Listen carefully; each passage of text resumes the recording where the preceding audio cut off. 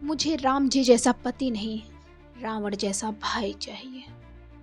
दोस्तों, आपने कई बार इस तरह से रावण के प्रशंसा में कई बातें सुनी होंगी और आपको भी लगा होगा कि हाँ, रावण सच में कितना ही महान था, महान शिव भक्त। माता सीता का अपहरण तो किया लेकिन कभी स्पर्श नहीं किया, और तो और अपनी बहन के सम्मान के लिए, प्रतिशोध के लिए स्वयं भगवान से लड़ गया वो। क्या सच में ये बातें वैसे ही हैं जैसे आप इसे देख रहे हो, या फिर हमारे शास्त्र या ग्रंथ कुछ और ही कहते हैं? तो आइए, आज का ये वीडियो आपको सच में चौंका देगा।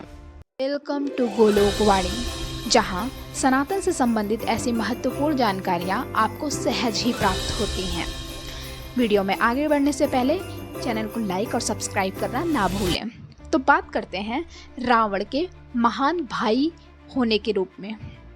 क्या आपको पता है, वाल्मीकि रामायण के उत्तरकांड के 24वें अध्याय में ये साफ साफ लिखा है कि शूर्पणखा के पति को मारने वाला और शूर्पणखा को विधवा बनाने वाला कोई और नहीं बल्कि स्वयं उसका भाई रावण था।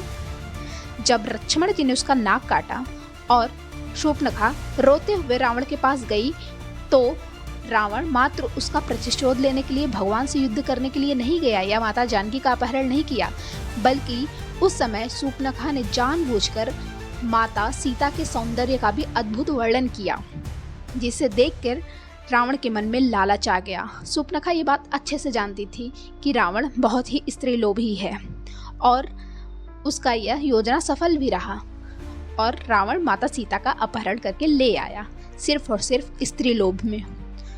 अब दूसरा जो बहुत बड़ा मुद्दा है वो यह कहा जाता है, तो क्या हुआ अगर उसने माता सीता का अपहरण किया लेकिन कभी स्पर्श नहीं किया?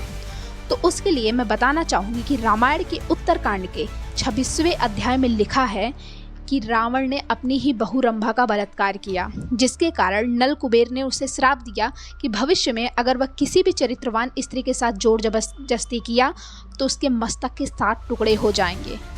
इस श्राप के कारण उसने माता सीता को कभी स्पर्श नहीं किया, ना कि किसी स्त्री सम्मान के कारण। अब बात करते हैं उसके महान शिव भक्त होने की। क्या आपको पता है, लंकापति रावण जिस सोने की लंका में रहता था वह किसकी थी? वास्तव में वह शिव जी और पार्वती जी की थी, जिसे उन्होंने विवाह के उपरांत गृहस्थ जीवन के लिए बनवाया था। लेकिन जब वह दान दक्षिणा कर रहे थे तो उसने ब्राह्मण वेश में वह लंका ही शिव जी से मांग ली, और शिव जी महादेव जो परम वैरागी हैं, विरक्त हैं, उन्होंने बिना किसी हिचक के वह लंका उसे सौंप करके वापस कैलाश प्रस्थान कर गए। तो ये एक ऐसी भक्ति जो अपने आराध्य से उनके नवनिर्माण संपत्ति को ही मांग ले। और तो और उसकी पार्वती जी पे कुदृष्टि थी, वह उनको पत्नी रूप में प्राप्त करना चाहता था।